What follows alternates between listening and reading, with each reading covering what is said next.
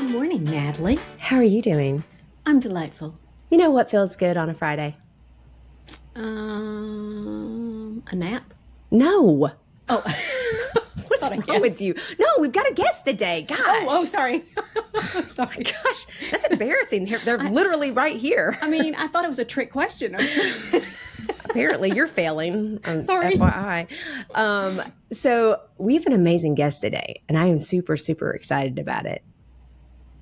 I got a little bit of insight prior, and so I am kind of excited to dig in because there's a lot to the story. So that there is a lot to this story. I'm going to tell you, we're gonna know about lots of people today, but I need you to tell us more about our bestie, David. You got another bestie. I'm sorry, David. I'll apologize. Everybody's in my advance. bestie.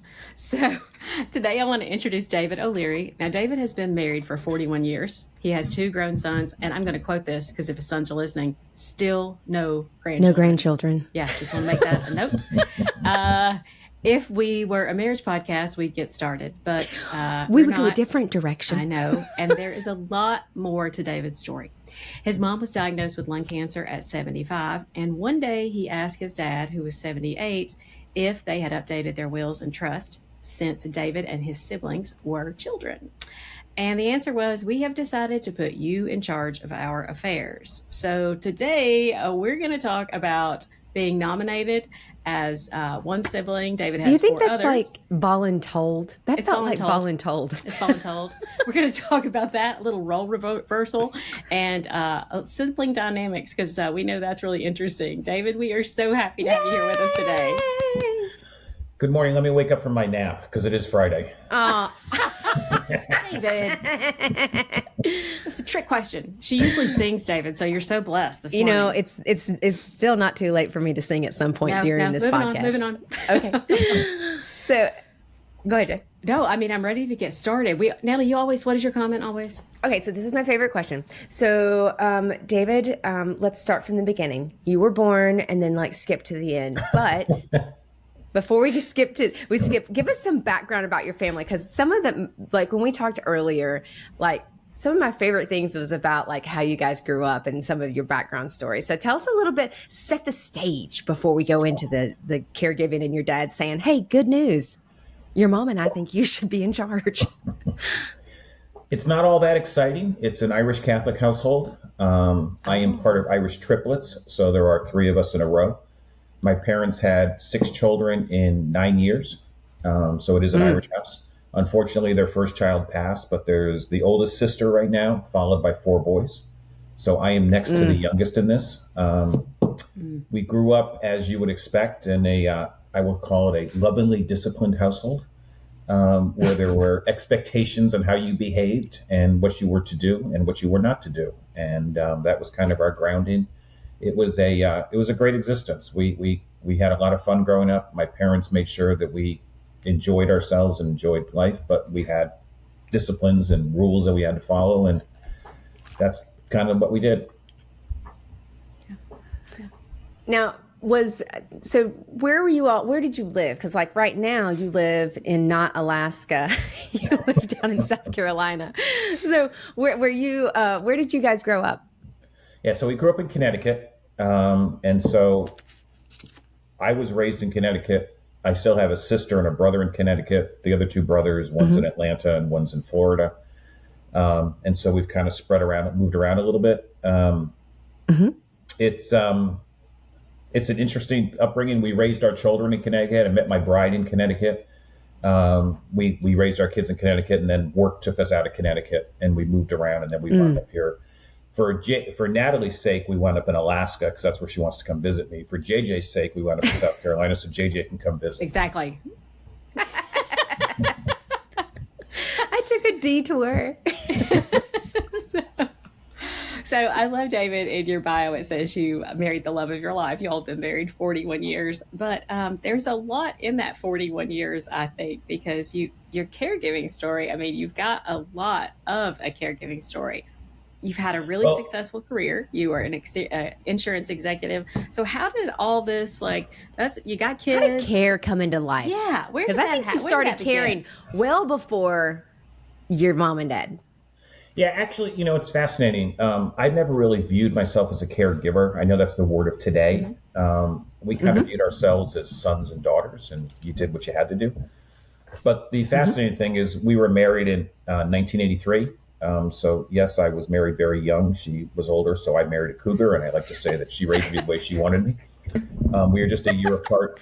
But the unfortunate thing is, in May of '84, my father-in-law passed, and so he lived in Southern Connecticut as well. He did an awful lot of things in his life. Unfortunately, he passed, and on his deathbed, when he and I were talking, I actually told him, "Don't worry about Barbara." That was his wife. I said, "We will look after Barbara." Now, I was 8, 9 months married, 23 years old, not really knowing what I was saying, but saying what needed to be said because that's what you do for family.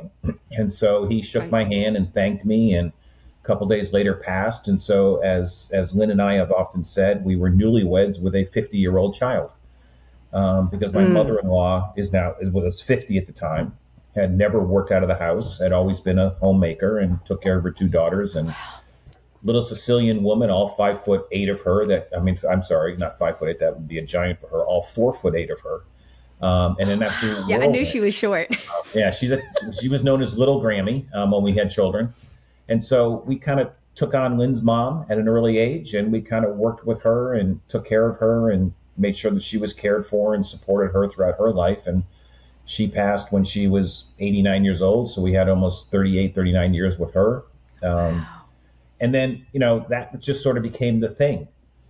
And then, as you said in the beginning, my mom, and when she was 75, she was diagnosed with lung cancer. And so we happened to be over at my parents' house one day, and our boys, who were then 14 and 12, and we were sitting out on the porch, and Mom was upstairs in their room. And I said to Dad, just innocently, I said, when we were little, you guys had done all the wills and trusts and everything else. Had you ever updated anything since then? And, growing up in the Irish household that I grew up in, there were a lot of things you never really talked about. There were sort of off-limit conversations regularly, and that kind of fell into the off-limits category. And so my dad stood up and stood in the doorway of the porch and looked at me and said, "Wait here." And I just didn't know what I had done wrong. So he went upstairs and sat with my mom and came back downstairs to the porch door, and in his little Boston Irish brogue looked at me and swung his finger at me and said, "Come with me." And I said, "Dad, I haven't done anything wrong. I'm a little old to go over the knee. I'm a little, the woodshed is, in a whole different place right now. What's going on with this whole conversation?" He said, "Come with me." And it's deep, very deep, like James Earl Jones' voice, very deep, "Come with me." And so, we're walking upstairs, and we sit in my parents' bedroom with my mom in bed, and Dad and I are in the chairs. And Dad looked at me, and, he knew what was going on. He knew my mother-in-law, and, knew we were doing that. And he said to me, "We've decided." I said, "Okay, anything in particular?" He said, "We've decided you're in charge." And, I'm next to the last in the line of this family. And I kind of looked at him and said, "You're nope, way out of order." Not even close. This isn't going to be happening. And as much as I appreciate what you're saying, not what I asked for, not what I'm looking for. And at that point, my mom sat up in bed, looked at me and said, "David, we have decided you're it." "Yes, ma'am. I'm all in. Whatever you say." "Yes, ma'am." And so, Dad and I embarked upon going to the safety deposit box, going to all the papers, and I'd get delivered this pile. And so now I have taken on my parents and trying to figure out what to do with them and manage their processes as we're managing my mother-in-law. And as I say, in today's world, you can call that being a caregiver. But back then, it wasn't being a caregiver. It was just helping. Is part of family. It's what you do. You look after family. And so, while I understand the moniker and I appreciate the moniker and I understand what everybody's doing, it is a fascinating experience to go through. And that's, that was the beginning of the journey. So do you think that your parents observed how well you and your wife, Lynn, did, and they were like, well, they didn't mess up Gammy up. And so they were like, he looks like a good person. He's a good candidate. Like, how did you get to be the chosen one? Or was it straws? I mean, that's my question. Yeah, No, I mean, because honestly, straws. not a finger to the nose, like. You No, and your no. siblings? And if my siblings ever listen to this, I can't give you all the reasons why, but Dad Right. delineated every single child and gave reasons for every Yeah. single child and Understood. said, "You're it." And so Yeah. I just kind of said, "Yes, sir." That's just kind of, again, it was one of those things that it really wasn't optional. It was, as you said, it was voluntold. And Yeah. so, and we start, and I will tell you, it was a journey I will never look back on and regret. It was the most fascinating relationship I had with my dad. Beforehand, it got even better with my mother as well. And then after Mom passed, Dad and I became exceptionally close. And my wife, has always been close to my dad, and they became closer. And it was a fabulous time of our lives. Wow. Were you, how old were you when your dad volunteered you to do this duty? Let me see. Mom would have been sick in 2001, I think. And so I would have been, I'm trying to do math real quick in my head. I would have been 41.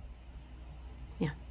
So you're like so many, you're a sandwich generation. You and Lynn are sandwich generations, although Yeah. you were pre-sandwich. You were Yeah. before the mayonnaise. Yeah. So you think about getting the bread out, because That's right. when you were with her mom and then did her mom live with you guys, or did No. she did she live close by and you guys just kind of supported her? Yeah, she was about an hour away. And so Okay. every holiday, it was a little Grammy holiday. She was up with us, and we say this, she was with us every step along the way. My parents lived the next town over from us, so we were all kind of in like a triangle. And so we hosted all the holidays. Everybody could come over if everybody wanted to do that. And so we kind of kept everything going on a regular basis. So you're in charge of your parents and her mom. You really could have just bought some property and had like a commune. I'm not gonna lie to you. That would have been probably faster. But Would have been a little awkward. right? So what was the conversation like with your siblings? Because it's nice that you asked, like, hey, what's going on with this? Like, that's a nice thing to ask, because I can tell you, David, I didn't ask my mom and dad about it, but I think it also could have been because my mom and dad were in their 50s when my dad passed. My dad was 58 when he passed. And so I don't know that I would have thought to ask my parents about that. Jay, did you ever ask mom and dad about that? I mean, you were in charge technically. Much like David, that topic, financials, future planning, wills, estates, that was off limits, David. That would have just been, they would have gotten up and kind of walked out of the room. It was kind of like, no, that's you're a child, even Mind at your 40. business. We're not going to discuss that. That's none of your business. That's a very private topic for our family. So Yeah. wouldn't have talked about it. It is. And as far as my siblings, because you asked about that, Nat, I was not going to have the conversation with my siblings. Dad was going to have the conversation with my siblings. I said, because you've decided this, you're going to have to let them know that this is a decision that you and mom made, that I didn't ask for this, because I'm not being put in the middle of this conversation. I mean, it's just, and he did, not to the extent I wanted him to, but he did.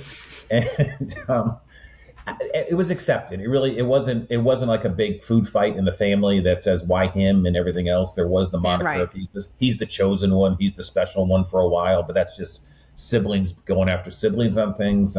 But I think as it transpired more and and they saw really what was going on and the duration of things, I think they realized that the amount of work involved was something that if I never really asked them, but I think some of them might have been pleased they weren't asked. It's true. Because of the work. Yeah, I would totally agree with that. We're at this perfect spot because we're going to transition here in just a second, Jay. So let's take a break and we'll be right back. Hey, ladies, I need to interrupt for just a second to share about the Sisterhood membership. It's basically a sale every day. And the best part, it's free. Here's the details. We're partnering with our friends at Benefit Hub and other care partners to save you money. With over 200,000 participating companies across the U.S. and abroad, you'll find discounts at your favorite local stores, huge savings on vacations, amazing deals on home, auto, and supplemental insurances, and everything in between. Go to confessionsofareluctantcaregiver.com to sign up, and then definitely tell your friends about it. They can join too. Trust me, there's a discount for everyone. And don't forget, it's free. Okay, back to confessing. Hey, everybody, we are back here with David O'Leary, and we're talking about being voluntold. His dad called him upstairs, and his parents said, "You are in charge." So I love that, David. I think he proved, though, that he Yeah. was in charge because of how well he did with little Grammy, who is Lynn's mother, and when David and Lynn, who is David married a cougar. She's just a year older than him, but I do appreciate that. I like that you refer to your wife as a cougar. You know, cougars are pretty as an animal. So, and so I will say this. And that was at 23 and early at 9 months after you were married. So it was kind of like y'all had a baby, but That's what I said. But 50 but years, it's fully 50-year-old. grown. Yeah. I'm honestly. So let's transition into the next phase, because you talked about a little bit about your siblings and that there might have been like I'm going to tell you that as a middle child, JJ was always in charge. JJ was put in charge from the get-go. And I was fine with that because I can't cook and JJ was in charge of cooking, but I can fold some socks really well. And so I can tell you that I am very happy to let JJ take the lead with our mom. I can tell you, David, right now, I'm very happy. And just tell me what to do. That's typically what I'll say to her. Like, do you need me to yell at anybody? Or do you need me to go do this or run and do that? There's a lot of responsibility that comes with being in charge of, the other people. Did you all, as a sibling group, because there's 5 of you, did you all periodically have parent meetings, like almost like a parent teacher conference? Like, did your parent meetings where y'all talked about what was going on and you're keeping them abreast? Are they giving lots of opinions that you're like, thank you, I'll take that under advisement? No. In my family, we love each other immensely as siblings, Yeah. but we don't necessarily get together all the time. 2 of the Yeah. siblings were out of town. 2 were local. So, the local ones would see dad on a regular basis after mom passed and, would do things with him. The 2 out of towns, there'd be phone calls. Dad didn't really travel to them at that point in time. Not that he couldn't, he just didn't. Not that there was a problem, but so they would come see him. The one in Atlanta would come up and see him. The one in Florida was in Ohio at the point, and he didn't come out much. But they would talk on the phone and they would do those things. So nobody really questioned, because we need to keep in mind, Dad was very self-sufficient at that point as well. I mean, Dad was, he was living in the house that we were all raised in. And he's a very independent person that would just sort of do what he needed to do. And, we would have him over every Sunday for dinner, and the local siblings would come over with their families if they wanted to. If they didn't want to, that was fine. And, Lynn would cook a week's worth of meals for him and send him home with a week's worth of meals because, his idea of cooking was anything on the stove top. Nothing would go in the oven because that would just create other issues. So if it was on the stove top, it'd be one thing, or the toaster oven would be a wonderful existence. He didn't even have a microwave. The toaster oven would be in existence. So, we would send him home with a bunch of food that, he wouldn't have to worry. And he'd come back every Sunday with his little paper bag full of Tupperware and go out with the next paper bag of Tupperware. And it would just be that type of situation. So, David, would you say that your dad sounds like he's on at 78, and I know my in-laws are 88 and 87, and they still drive, they're totally on it. So your dad really, and for your mom, he took, as far as physical care, that he was really in charge of that. That wasn't something that you all stepped into. You were, initially it was, okay, financial, wills, things like that. I mean, I'm going to handle that, estate type planning. But as far as the caregiving experience, hands-on, your dad handled that with your mom? Yeah, and it was a great question, JJ, because yes, and my mother had made a decision that Dad honored, that she wanted to pass at home.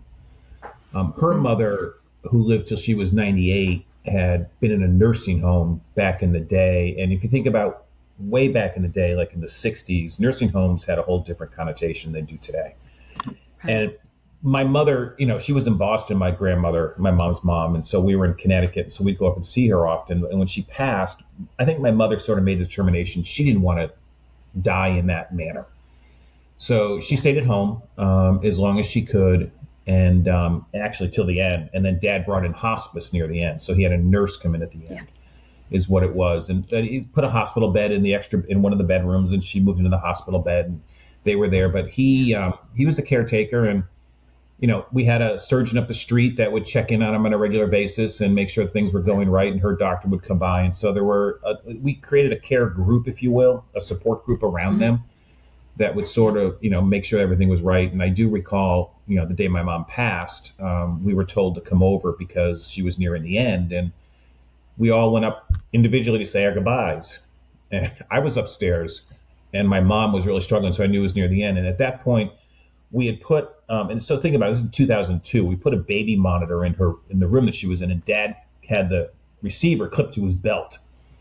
And his hearing wasn't the best in the world, but it vibrated, so we made sure he could feel it and things like that, because it was really techie back in the early 2000s. And, I yelled, "Dad, I think it's," and so he said, and he dropped the dishes. And my dad had a bad back. He had many back operations, got hurt in the Navy, and he's literally crawling up the stairs as fast as he can to get to her. And then they were able to say their goodbyes. It was a wonderful experience, and it was as a son watching a parent and watching two parents actually really care for each other. It was so moving to me to see that warmth that they were able to accomplish what they wanted to accomplish together. How long were your parents married, David? 51 years. Yeah. That's obvious. I was like, they've been married a long time. Yeah. Not because of your age, David, but wow. I love that. So you have your mom passes, and your dad's living, and your dad's basically coming over, and you guys keep going on in the sense of, it sounds like the caregiving that you're doing, and people will be like, oh, this is just like normal responsibilities of a son. I totally agree with you, because it was very hard for us to see ourselves outside of what our daughter roles are, because that's what we just thought we were supposed to do. You can call it whatever you want, but it's called, you're helping. And so how did it evolve? Because it evolves from your dad's coming over. Lynn's fixing him dinner for a whole week. I feel like I need to live closer to you because Lynn apparently is a good cook. I can't cook. JJ knows that. So again, but you can fold socks. I bet I can fold socks, so I can really. She brings something to the table, David. I can do that. And so, and then you're managing still the bills and things like that. And just general oversight. At what point do you see it start to transition? Like, what does that start to feel like? Because at some point you start to have role reversals. Yeah. And that after Mom passed, a friend of mine who lost a parent and had his mom, he lost his dad and his mom was still living. He and I were talking one day, and Sam told me, he said, "You're going to notice something now that your mom has passed." And I said, "Well, what's that?" He said, "You're going to notice a role reversal that goes on." And he said, "You're going to become the parent and he's going to become the child. And you're going to find at times it's going to be very frustrating for you because you're going to be saying things to your father, your parent, but they're, for lack of a better word, instructions that you would give to a child and how a child should operate." Right. And so, Dad was a trained accountant, so he was actually very good at what he did and very smart man in so many ways. And but the more that we started having conversations, the more interactions, the more things that would go on after Mom passed on, is I started to see exactly what Sam was talking about. You see this reversal that, my father, not that he was dependent upon us to survive, but we became more of his circle. Because he no longer had his anchor in my mom. He now needed other anchors. And he always had all of his children, but my mom was his life partner. And you started to see him in different ways. Lynn would go over every day because she was not working at the time, and she'd sit down and have a cup of tea, and they'd have a cup of coffee, and they'd just sit in the living room and they'd just have conversations, similar to what my mother would do with him. They would just have conversations. Yeah. So we actually found that caring for him. And caring is, I guess it's in the broadest sense of the word, but caring for him was more social with him, was more social interactions with him. I would meet him every morning at church before I would go to work. We meet every morning for Mass. And so we would sit there together in Mass and go through Mass. And then I would go to work and he would go home. And, Lynn would come over during the day and have tea. And then we'd have him over. And, we became much more active from a social perspective with him. Yeah. And I think that was really great because the thing that we were worried about was broken heart syndrome. We were worried about him missing mom so much that we would lose him fast. And so the fascinating thing is my parents were big travelers. They would travel Europe before he retired, and they traveled the United States after he retired. And they were planning to go on this cruise before mom got sick. Dad was in the Navy in the Pacific, and it was a 64-day cruise through the Pacific. And mom got sick and they didn't go, clearly. And, a couple of years after mom died, we were talking to dad, and I said, you really ought to go on the cruise. I said, you love the ocean. You love to sit there on the boat. You love to do these things. And he said, yeah. He said, and the best part about those cruises, David, they're all people like me. I said, what are you talking about? I said, they have money and time. I said, when you're going to go on 64 days, you got to have money and time. And he says, and that's really what it comes down to. Right. So, I mean, who could take 64 days off, right, and go on a cruise other than people that have time? And those are retired people. And so it's just so. David, I have to tell you that JJ was scheduled for a 60-day cruise. But she didn't go. I think that was the. But she's also a cougar. That's another podcast. She's also a cougar. So, okay, anyways, sidebar. That's a whole nother podcast, Natalie. That's a whole nother podcast. Wait, Jane, before we go, I have to take a break because we're going to come back to this. We'll be right back. I don't know about you, but my inbox is always cluttered with useless emails. But there's one I always open, the Confessions of a Reluctant Caregiver newsletter. You may say, Natalie, what makes yours so special? Well, I'm biased, but don't just take my word for it. Here's what our subscribers say they love. First, it comes once per month, and you can read it in under 5 minutes. Next, you'll find amazing tips and resources to use in your everyday life.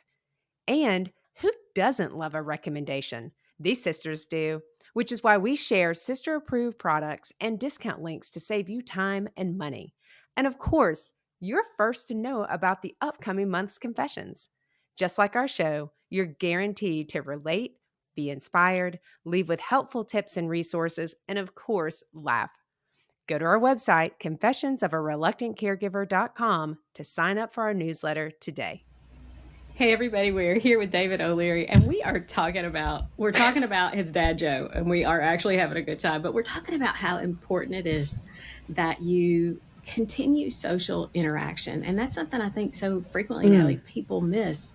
We've never talked about the focus on the social, how David described it. Yeah, and I think that is so true to try to ward off broken heart syndrome. Yeah, I think I'm so glad you brought that up. I can imagine, that type of loneliness. Honestly, my husband would be like, thank the Lord. I mean, I don't have to listen to that, but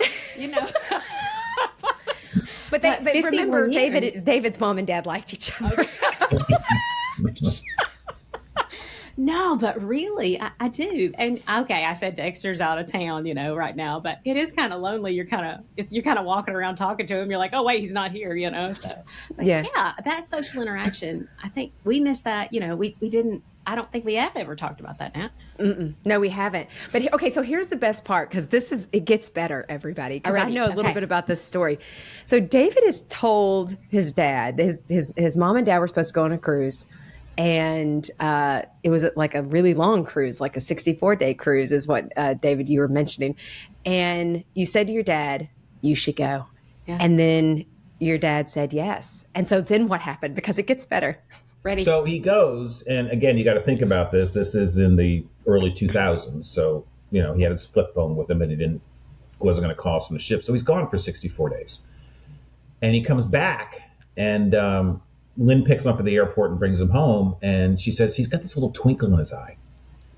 And my dad, he's a Boston Irish guy, and he's got this little brogue going and everything else. And he started talking about this lady, Ellis, when Lynn was driving him home. And I said, what are you talking about? And Lynn's like, oh, he met somebody. I said, no, he didn't. No, he didn't. This is my father. They were married for 51 years, almost 52 years. No, my mother and my father, he didn't find anybody. Oh, he met somebody. Lynn's convinced. So we have him over for dinner, and we start talking. He starts talking about this lady, Ellis, that he met. And he's going on and on with Ellis. And our kids are now, they're in their high school years. And he was on our cell phone plan because he didn't know what cell phones were. And so the boys would take, and this is back when minutes counted in the cell phone plans before unlimited, before everybody got, and so the boys would take his cell phone and they'd go through all the numbers that he called and said, Papa, what are all these numbers to Ohio all about? Oh, you don't know what you're looking at. He closed that because he kept on calling Ellis on the cell phone. Wouldn't call her on his house phone. He'd call her on the cell phone because it was more secretive. I don't know. And so every Sunday he would come over and the boys would always check the cell phone. Papa, you're using up all our minutes. Stop using up all our minutes. So I love these kids. I'm not going to lie to you. So then Dad figured out how to wipe out the history. And so he wipes out the history one day and he comes over. The kids grab the phone. They flip it open and they look at it and he looks at him and said, gotcha, you'll never know again. So long story short, he met this lady, Ellis, on the cruise. She was a widow. He was a widower. She had 6 children. She was a little Polish lady. They became enamored with each other and they fell in love on the cruise. And her daughter happened to be the owner of the cruise company that my parents always used. Never knew that. Her daughter's husband at the time was the chairman and CEO of Holland American Cruise Lines. That was the cruise line they were on. Never knew that. Mm-hmm. So for the 64 days, because Dad was sitting down with Ellis, and I will tell you the funny story about how they met, because I'm sure that's what Natalie really wants to hear. Yes. Dad's first dinner on the cruise, he's a single guy on the cruise. He sits down at this table with other people instead of sitting by himself. And the way he tells the story, there were 6 little blue-haired women and 1 gigolo. And so he went up to the maitre d' and said, I don't want to sit with that anymore. I'm going to sit by myself. So they said, not a problem, Mr. O'Leary. So they put him by himself. And then 2 nights later, the maitre d' comes over and says, Mr. O'Leary, I have a nice lady who would like to join you for dinner. Do you mind? And he begrudgingly says, fine. She sits down. He starts regaling this story again about the opening night. And she looks at him very seriously and she said, I was one of those blue hairs. So she was at the table with him that night. And that's how they met. So for the rest of the cruise, they're inseparable, these two. From what I understand, the crew came out with, they were not, but the crew came out with an engagement cake at the last night for the 2 of them and everything else. They just figured this is what was going to happen. And so they became inseparable. Long story short, Dad did decide he wanted to marry Ellis. He gave Lynn the honor of a lifetime by having her go with him to pick out the engagement ring. Called me with the honor of a lifetime and said, I want you to be my best man. To which I said, well, I have 2 brothers ahead of me. You need to work through that first before you get to me. He said, well, you're going to be it anyway. What a smart move, David. So I'll tell them. I'm not dealing with this. And then the best story was they went out and they met with her priest out in Ohio. And the priest looked at the 2 of them. They're both Catholics. Looked at the 2 of them and said, this is really great. You guys want to do this thing. But they were 81 and 82 at the time. So now his dad's marrying a cougar. And so, he saw how it worked out for me. So he thought he'd try it out. So, he just second time around. So he looked at the priest looked at them and said, I need to wait 6 months to make sure this is really what you guys want to do. And Dad looked at him and said, Father, with all due respect, at our age, you can't guarantee us we're going to be here in 6 months. So we're not going to wait 6 months. And you don't have to have the conversation with us about having more children. We've got more than enough at this point. So we're not having any more. We don't have any of that. We don't need any of that. On the altar at their wedding, with children, spouses, grandchildren, great-grandchildren, there were over 60 of us on the altar at the wedding for their ceremony. So he had 10 fabulous years with Ellis. Ellis, unfortunately, he moved out to her place. She didn't want to come to his place, so he moved out there. She unfortunately had a stroke. They moved into assisted living for the last couple of years of her life and a few years after his life. And we are convinced that if he had not married her, if he had not met her, we would not have had him for all the additional years that we had him. So we are eternally grateful to Ellis for taking him on at that point in their lives. How amazing. So first of all, I know Mom had a friend after our dad passed away, and they were married. Very clear that he was just a friend. Just a friend. Just a friend. But they were married almost 40 years, and so that was really, that's kind of funny. I was like, Mom, because our parents were high school sweethearts. And so that was hard. That was a big hard for me. But I know during that time, David, it's interesting that you mentioned that, because even when she called, she would say, oh, this, and oh, I got a sweater for Christmas. But I think it's so much about companionship, and I guess for me, I say, what a blessing that he had, your mom to love all those years, and then someone after that could fill that hole, that just, Yeah. I don't know, brought him joy, because everybody deserves that joy. So I love that. I told you it was a great story. Oh my gosh.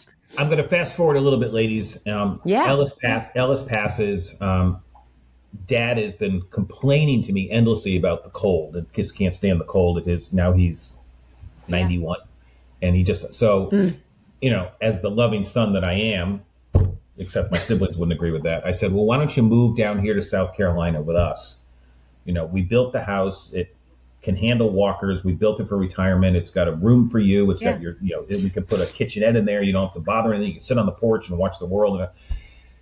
And I learned something very valuable at that point, because, again, I think we all would do this as children. You'd want to do the right thing for your parents and want to help your parents. And Dad said to me something very powerful, and it kind of connected with me with a book that I was reading at the time.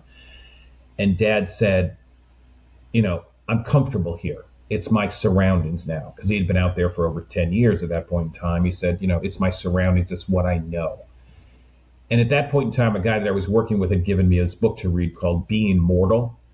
And it's an Indian author. I can't recall his name right now, but the gentleman that wrote the book, the premise of the book that I took away, and it's all about aging and end of life and things like that, is that you need to look at the world through the eyes of the person, not through your eyes. And what I was trying to do with my dad was hearing his problem, I hate cold, let me solve his problem, I'm in warm, I can bring him down to warm and get done with that. What I failed to see was, through his lens, that would be another form of disruption for him. That would be breaking him out of a pattern. That would be breaking him out of an environment that he's comfortable in and inserting something that is not normal to him into that arrangement. And so I think that that was my aha moment, in that when I was trying to be the helpful son, in essence, I wouldn't have been helpful, because I would be solving the problem that frankly would have made my life easier and might have made his life harder. And so as we go through this aging world, as you go through this experience, keep it in mind that looking at it through the eyes of the person who is aging as opposed to your eyes, and put yourself in their position, I think you'll make different answers. You'll make different decisions. Yeah. And I'm not saying they're wrong decisions. I just think that you need to understand through whom it is you're trying to take care of. Now, you can't make every decision through their eyes, and I understand that. But in those situations, I think we have to continually remind ourselves to put ourselves in their position. Yeah. Wow. So how did he stayed, which I love. He's there in the cold weather. So what are those years like when you guys are apart? What, distance wise, how does that play out? So this is really funny. So Ellis passes. Dad and I talk on the phone all the time. He's 91 at this point in time. He and I decide we're going to embark upon a technology journey. He has an iPad that he's been doing games and word puzzles and reads the newspaper and everything else. He said, Dad, we're going to teach you how to FaceTime. Now, the man retired from working in 1986. So as he said, it's before computers really came into he said, they replaced me with computers. I was so smart. That's what they did. They replaced me with 2 computers. It was his statement. So I'm trying to teach a 91-year-old through the phone how to take his iPad and FaceTime. We were able to get him to understand how to do this, but I couldn't get one thing worked out with him. I'm going to do this and it's going to block the camera. Normally, when you hold it for FaceTime, you would do something like this, right? You would hold the thing up front. Right. Dad would do it this way. He would hold his iPad on his lap, so the camera is shooting up this direction. So whenever he would you get call, nose holes. I would get his jammies for the day, the top of his jammies when he'd call at night, and I'd get all the nose hairs. And I said, Dad, you got to trim your nose, and are those jammies clean? Have you done laundry recently? But he would never move the iPad to the direction that you could see his face. You'd always get the up view. But he did learn it. He did learn how to do that thing. He would actually get text messages from the boys. They would actually text. I'm not quite sure he ever texted back, but he did get the text messages, and he would FaceTime. And I think the advantage for me being states away at that point in time is, as a long distance person, is that even though I just saw his jammies and the upper part of his face, his chin up, I actually could see him, and I could actually, interact with him in a way that you knew that he wasn't, in a bad place. I mean, he was cared for. It was a wonderful community that he lived in and everything else, but it gave me a little bit added comfort that I could actually see him and not just speak to him on the phone.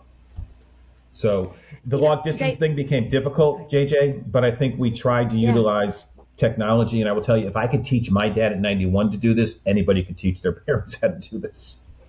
That's the truth. I could believe that. Yeah, David, we talked so much about this, and I know there's so much more. But tell me, you and Lynn have been together all these years. Tell me how this has impacted your all's life. Like, you've got a career, you guys have got kids. Obviously, your mother has passed, and I think your boys are still in high school. Where are you? Like, was there ever a point in time when you said, I wish this wasn't me? Like, this is too much?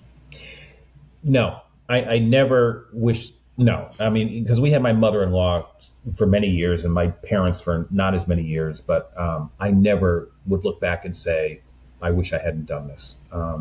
Were there frustrations? Absolutely, there's frustrations. Were there disagreements with my mother-in-law and my dad? Sure. But, at the end of the day, in a quiet moment, the two of us wouldn't have traded any of this. But I think a bigger question that I think you raised, JJ, that we had an aha moment is I grew up in the insurance industry, right? So I was comfortable with insurance and things like that. Well, one day after, we had Lynn's mom for a number of years and my mom became sick, Lynn looked at me and she said, we're getting long-term care insurance. I said, she goes, we are getting it now. We are getting, call Bob, call Peter, get long-term care insurance. We're getting this now. Yes, ma'am. So we actually did the planning, and we had done that. We were in our 50s at the time, I think, and we had done the planning. And that was all fine. It was just one more thing to pick up along the way. But what became interesting to us is after my father passed and after Lynn's mother passed, our boys, who are now in their 30s, looked at us and said, okay, we saw what you did for little Grammy and Papa all those years. We saw what you needed to be involved in. Are you two prepared, or what do we need to know? So it actually became, in my experience in the insurance industry, this is the bond that creates intergenerational conversations. This is the thing that spawns family discussions. And I think that, and we talked to our kids and we told them what we had done and everything else. And the funny thing was, our oldest is a middle school principal. He was a teacher at the time, and now he's a principal. And he looked at us it's the Irish in us. And he said, Mom, I don't make a lot of money. So you better have a pretty good policy, because here's the deal, Mom. First sign of drool, we're putting you in a home. And it's not going to be a really good home. If you're counting on me, it's not going to be a really nice. Dad, we got you covered. Don't worry about it. You can live with us. But Mom, we're putting you away. Isn't it funny that the boys will take the boys and I think the girls would take the girls? I mean, because honestly, we've talked numerous times, we're like, ooh, if we had to care for our dad, because we know how we've cared for our mom, our dad, our dad was the only guy in the house. Even the dogs were girls. And so it was really much there was a lot of estrogen. And so I think Lynn's outnumbered, but I actually have a ton of faith in Lynn. Yeah, I actually think Lynn is she is truly the neck. She's truly in charge. We live in Lynn's world. We just rent space in Lynn's world. It's Lynn's world. We just rent space. I love that. I love that. Okay. So I have to say, we've got to wrap it up, because I'm we've gone a little long, but that's okay, because I don't care. Because we'll do after the confessions here in just a little bit. But I wanted, we got to have some sister questions, Jay, because David's just too good not to have sister questions. That's right. You go first. So can I ask about Joe Bear? No, Joe Monkey. Joe Monkey. Nellie called him. I called it Joe Monkey. Joe Monkey. Sorry, Joe Monkey. So my dad always had this Catholic guilt that he used to always tell me, I put the monkey on your back. I put the monkey on your back during this whole process. You have to take this on. I put the monkey on your back. So after he passed and we were burying him in Connecticut, where my mom was, we took him back to our hometown, and there was the toy store that actually was still there when I was a kid. And so we went into the toy store and we bought a stuffed monkey. And then our oldest had a high school friend who knitted him the sweater and we put the scarf on him because he's a traveler. So it's Joe. So we have Joe the monkey. And so it really became the thing with me when I was settling up everything with my parents. I was still working, so we were between houses, and Joe would travel with me between houses. I'd have this whole bag of all of his stuff I had to bring around to deal with. And so Joe used to always travel with me. And then the Christmas after Dad passed, Lynn had made me a box of Joe. And so I have a shirt with Joe. I have, sweaters with Joe. I have hats with Joe. So it's my reminder of my time with my dad that, while he always said he'd put the monkey on my back, I always viewed it as it's a badge of honor to have Joe.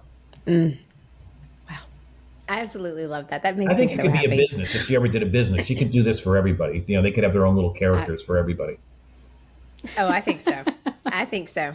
Well, and it's such an honor. It's a little bit of a laugh, but it's really like it's one that I'm happy to carry. I just think it just shows how much you loved your dad. All right. So my question is always, I like the fun one. What is your favorite guilty pleasure? What is the one thing that you do for yourself? Geez, I don't know. I don't know if it's a guilty pleasure per se. I mean, I just now being I'm retired, I have 6 Saturdays and a Sunday, so I do whatever I want to do.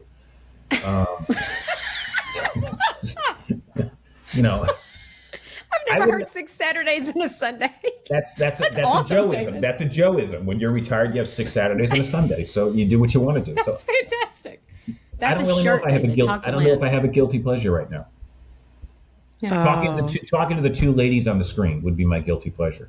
Oh, that's good. That's good. Lynn That's good. taught you that. Lynn taught you I'm going to that. tell you right now.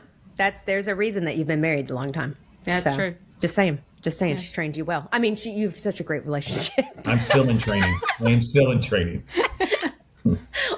My husband would say, "Aren't we all?" Once you acknowledge your faults, God. it's better off for the long run. You just have to acknowledge your deficiencies. That's exactly right. David, thank you so much for being with us today. This has been so much fun. And I like that Joeisms. You could do a book of Joeisms. You could have Joe merch. You could have, you're right, JJ, about the t-shirt. It's 6 That is a Saturdays and saying. a Sunday. I'm taking that with me, David. That feels Southern to me, honestly. That's like something I would say. I'm like, ooh, you put an accent on it and call it a day. Guys, thanks so much for joining us today. And stick around to after the confessions. It's going to be a lot of fun. Thanks so much. And we'll see you next time until we confess again.